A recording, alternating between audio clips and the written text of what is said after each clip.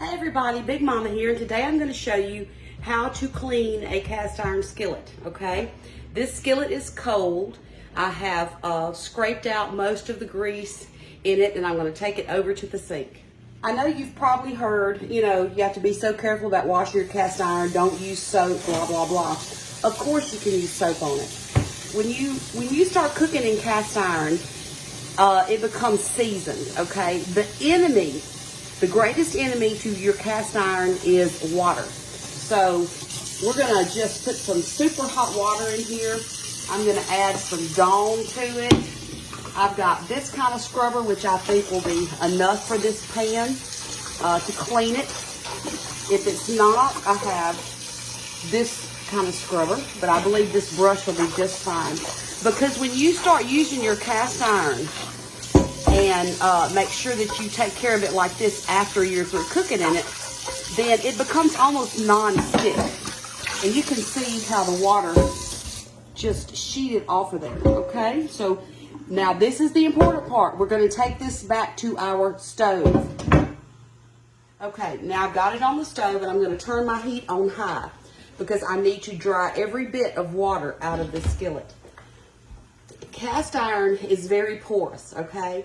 So when it heats up, it expands. And when it's cold, it contracts.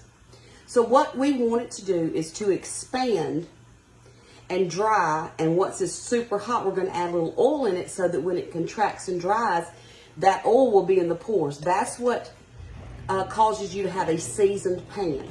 This cast iron skillet can sit for 2 weeks with grease in it, but you never want it to sit with water in it or soak it in water.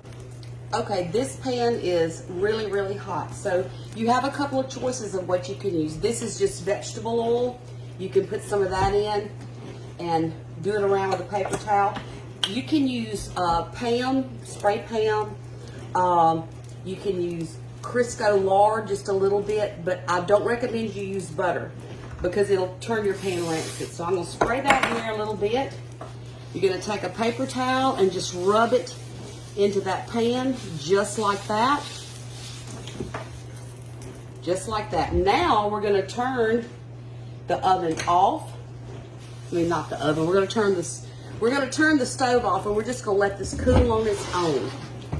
When you ever come to my house, if you ever come to my house, you will always see clean cast iron sitting on the stove because I've cleaned it and it's waited to cool down. But that is how you take care of your cast iron. You got to get the water out, and you always want to grease it up just a little bit after you've cleaned it to keep it safe.